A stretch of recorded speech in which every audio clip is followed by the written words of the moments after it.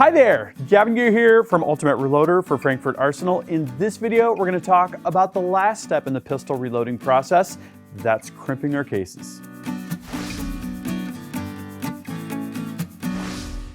Crimping is a really important part of the pistol reloading process for a couple of reasons.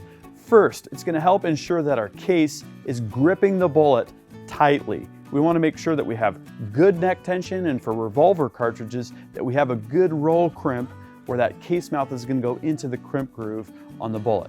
Second, it's going to ensure that we have reliable feeding in an autoloader and reliable chambering for both autoloaders and for revolvers. Let me talk to you real quick about the setup that we're using here. We've got our press. This is a single stage. This is the Frankfurt Arsenal M press. We've got our crimp die. And what you'll note here is we've got the Frankfurt Arsenal M Press quick change die block. This enables us to pop the dies in and out of the press quickly, and it's got a little set screw that takes place of a lock ring that's going to help preserve the position. We've got a completed 9mm cartridge that has been correctly crimped. This is what we're going to duplicate.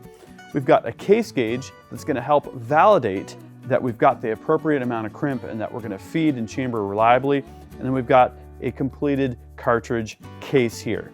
A box for our completed cartridges to go into because this is the last step in the process. Finally, we've got 0 to 6 inch digital calipers. This is another way that we can take checks to make sure that we have the appropriate amount of crimp. Now let's get the die set up. To get started, we're going to take our die and die block.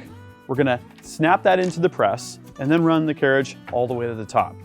Now we can screw the die down until the die contacts the shell plate. Lower the carriage, insert the cartridge that we're duplicating, then we're going to run the carriage all the way to the top again and run the adjuster down until it hits solidly.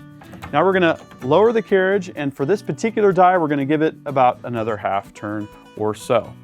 Now we can take one of our cartridges, run that all the way to the top, and see where we're at with our crimp.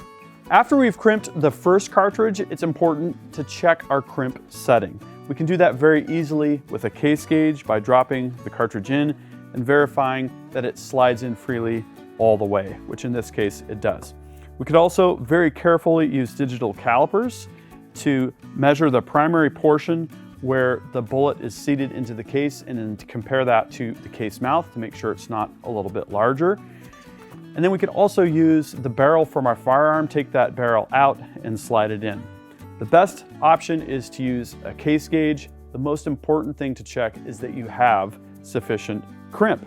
And once we're satisfied, we can start to crimp the rest of our cases.